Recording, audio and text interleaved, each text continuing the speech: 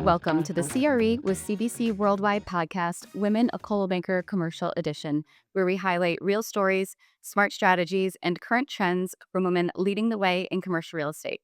I'm your host, Jenna Hilley, and whether you're growing your career, leading a team, or just interested in what's happening in the industry right now, I'm really glad you're here. Today, I am really excited to be joined by Audrey Navarro.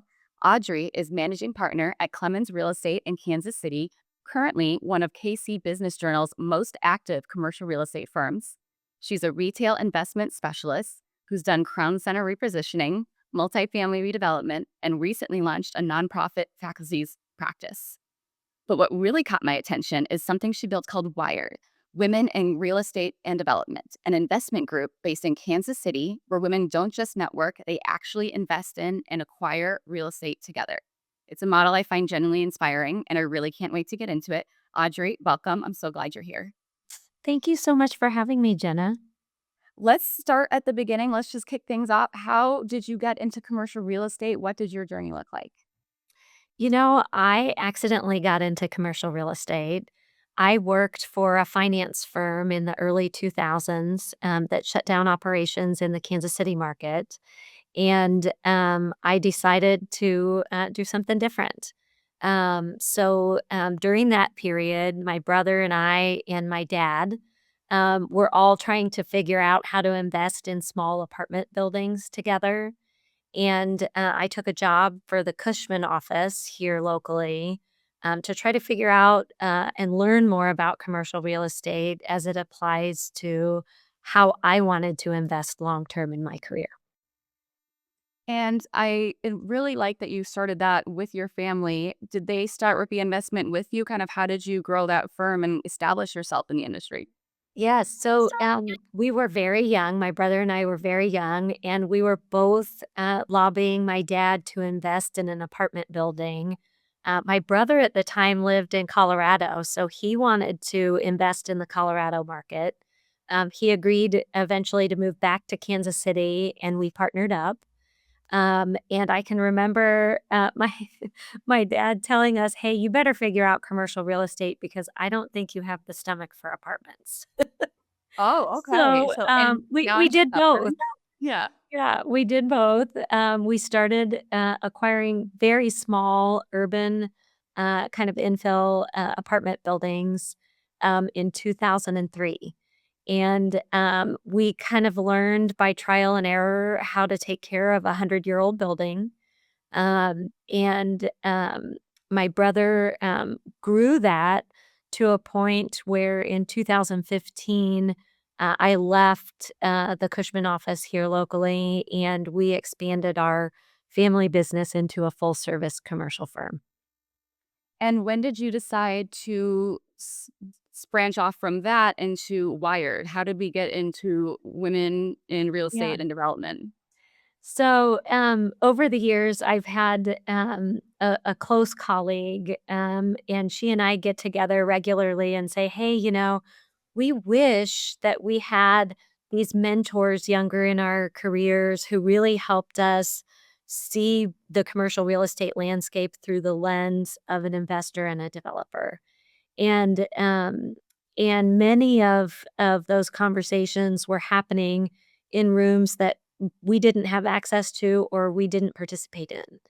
And I think after a couple happy hours with over wine with some complaints on that front, we said, "What?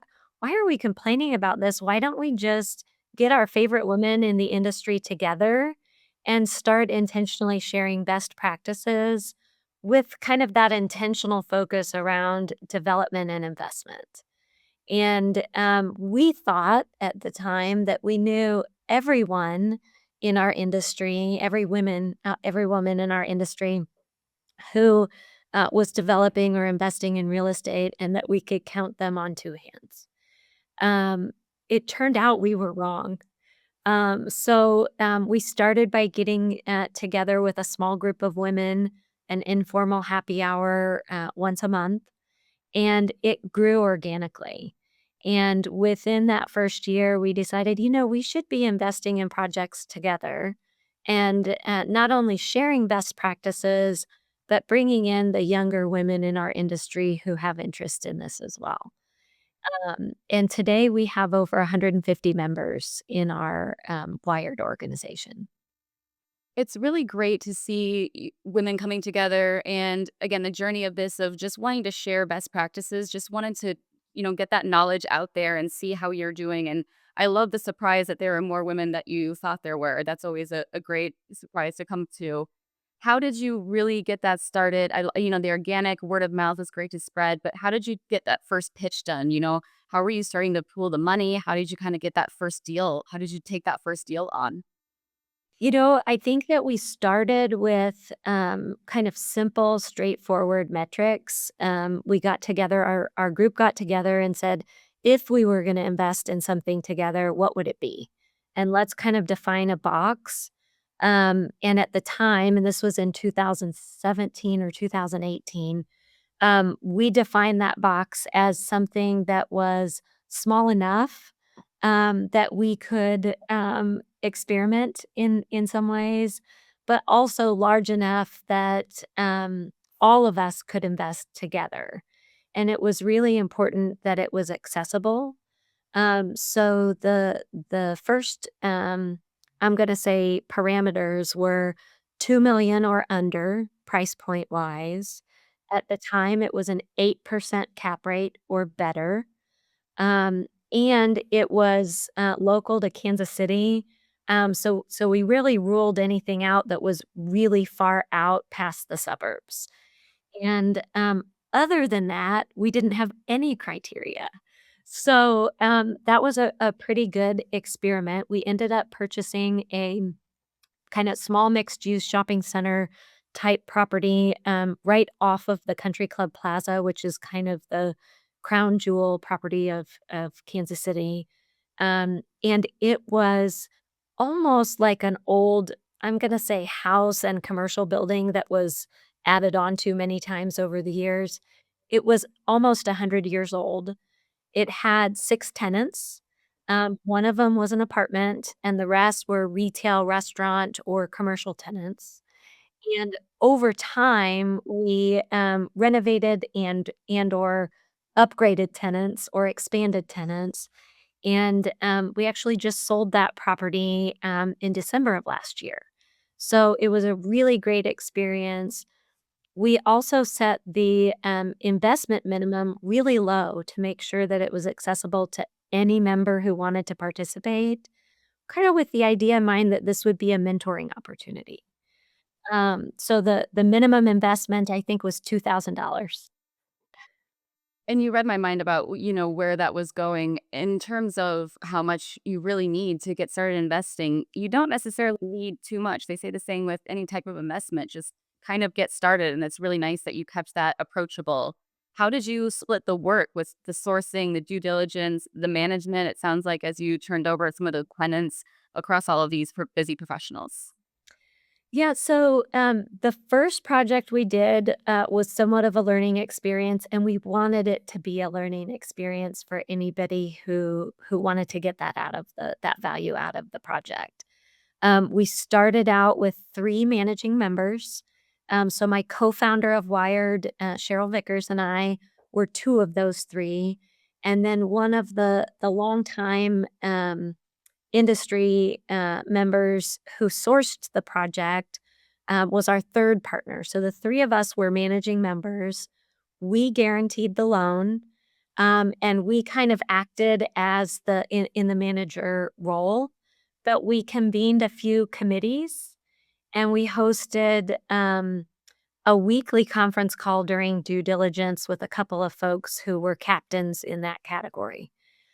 We learned, by the way, on that first project that decision making by committee is probably not the best strategy.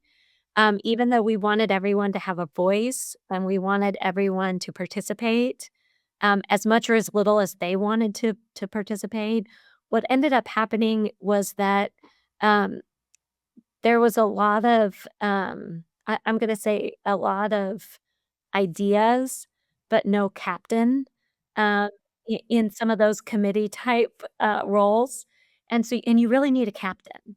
And so we've kept the managing member strategy with future investments, and we've also kept the conference calls for updates where everybody can ask and answer questions, but we've kind of abandoned the committee idea. And we had committees for all kinds of, like, I'm gonna say, little projects along the way. We actually converted the apartment when that, tenant left, we converted it into an Airbnb and furnished it, so we had, like, a design committee. As you can imagine, that is like wrangling cats, right? So, having a captain and then allowing that captain to pull in whatever resources they need was a much better approach. Um, and I feel like the other thing that we got out of this unintentionally was, a lot of strategy around tenant mix. So, the Diane, our 3rd partner, she's the property manager. Cheryl Vickers, the co-founder of Wired, was the broker and responsible for sourcing tenants. But of our 22 women that invested in that project, a lot of the tenant sourcing came from the group over the years. So that was certainly a silver lining. More people available to kind of help fill those roles. That's so interesting. And I don't want to, fly past the comment on committees. That can be a great idea. It could be a little too tedious at times. So really advocating for a captain to be the ultimate decision maker. And were those roles, nominated? Were they assigned? Was there different, percentages of, payout at the end, or how were those roles determined? Yeah, so we set this up based on dollars invested. Everybody's dollars were equal. The 3 managing members were managing members because they guaranteed the loan. We had some wonderful lenders that surfaced out of this, by the way, who really worked with a large group well. You don't think about the logistics, but 22 people have to sign the operating agreement. 22 people have to fund the investment account. 3 people have to sign on the as guarantors on the loan. And so the lender that we ended up with really helped us facilitate that easily. Um, over the years, we've also grown our membership in areas that really have helped with the legal resources, the accounting resources, etc. So we've got several members who are attorneys, we've got several members who are accountants. Um, I feel like that's really been a great resource as we've grown our investments together. You've already shared a lot of information that's lessons learned, which is super helpful. And you just touched on another thing that I think is important for our listeners. Not everyone has a commercial real estate background. You have a diverse makeup of your investment group outside of the lawyers and the lenders, correct? We do, and I think one of the most, unusual things that we discovered was that there were so many women who were already investing in commercial projects, kind of under the radar screen, with completely different industry backgrounds and kind of in a silo.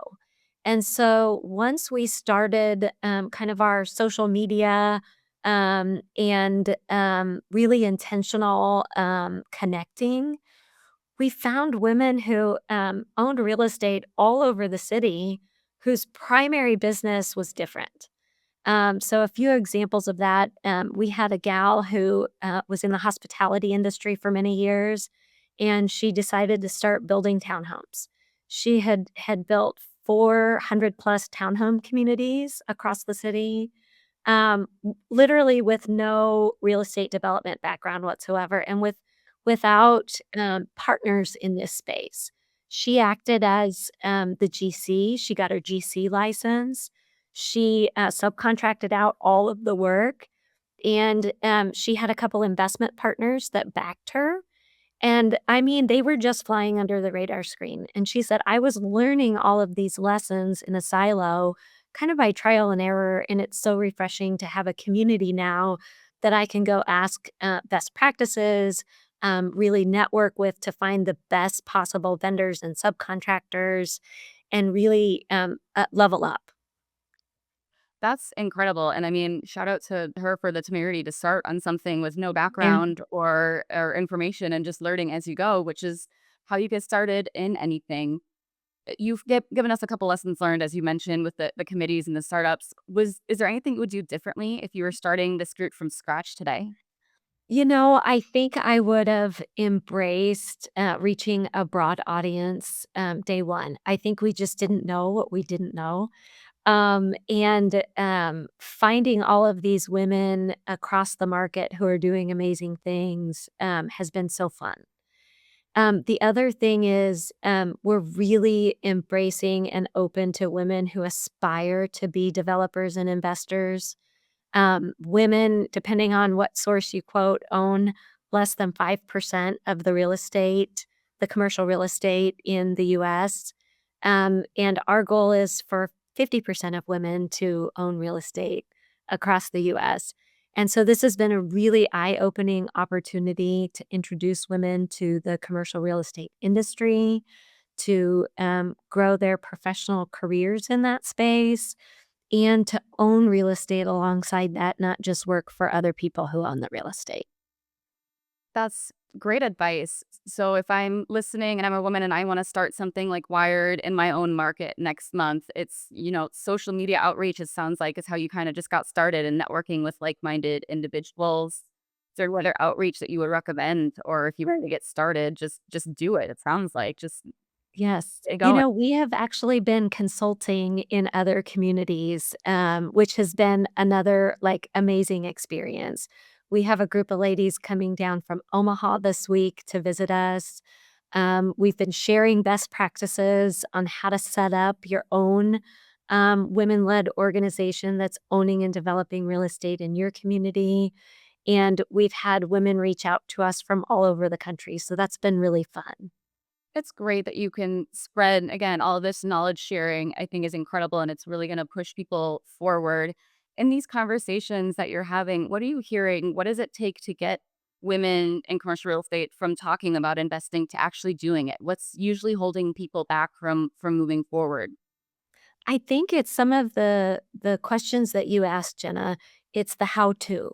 Where do I start? How do I get a group of women together? What should we be looking for? And I feel like the answer is different from the perspective of every industry segment.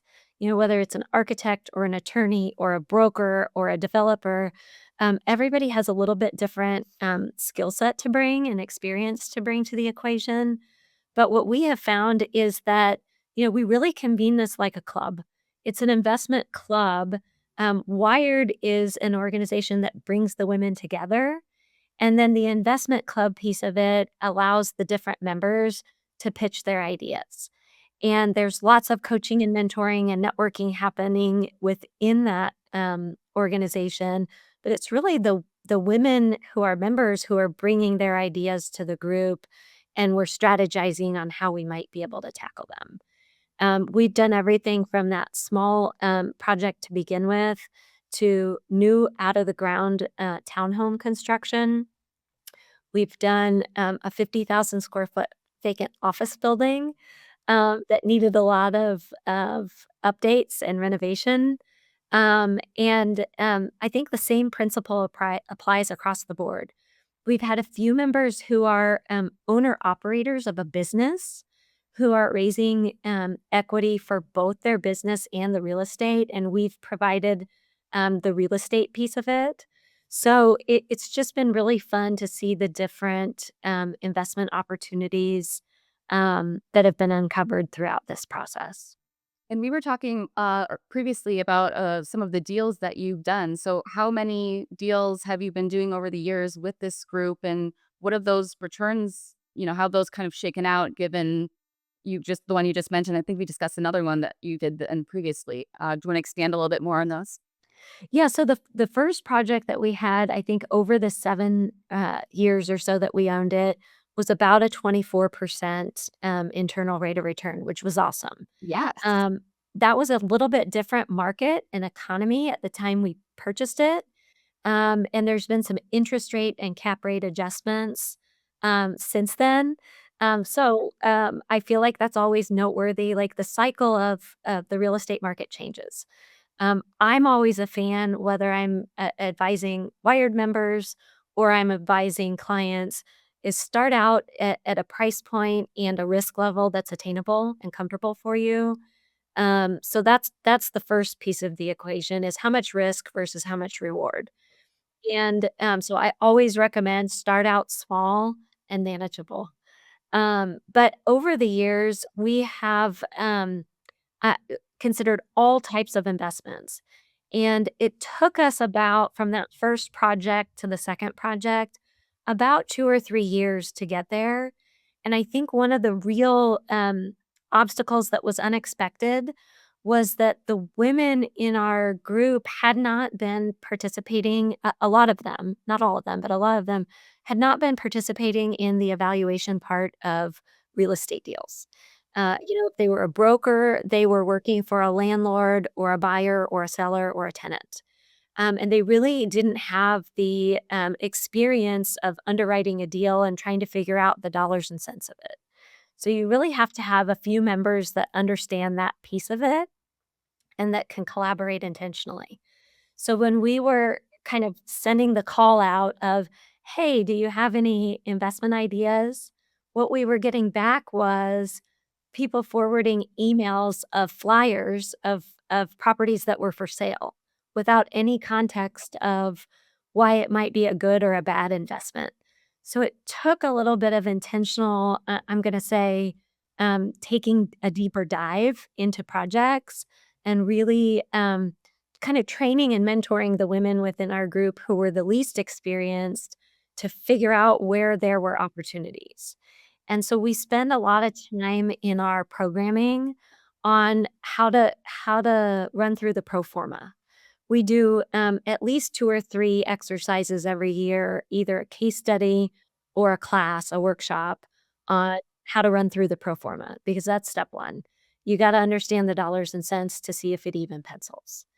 And once we got that muscle trained, uh, we started having all kinds of opportunities that we didn't even expect. Everything from small, like mixed use opportunities to large ground up development opportunities. It really gave the women in our organization an opportunity to pitch their project to solicit investment. And that's kind of the platform we provide. We provide the pitch and the audience tools. And then if your project is viable, then the audience will decide if it's something they want to invest in. I love that there's this empowerment and education aspect because you want women to be able to assess and evaluate these properties on their own and bring them and not just, be on the sidelines and say, here's some money, here's a couple ideas, you handle this investment for me. It's these Yes, no. really being Yeah. informed and being able to process through that lens what's going to be an investment and what's not. And I think that's something that not a lot of the groups do. So it's really great that you're setting a foundation for that, not just in Kansas City, but across the nation for consulting. So thank you. And I appreciate all of the great work you have done into that. Unfortunately, we are running short on time already, and I That's have so much more okay. to talk to you about, but this has been super great. I do want to ask before we move on, how is the market in Kansas City or in commercial real estate right now in general? Are you seeing any current trends you want to discuss? Yes, I think that 2026, we've seen a ton of recovery in specialty segments that were depressed last year.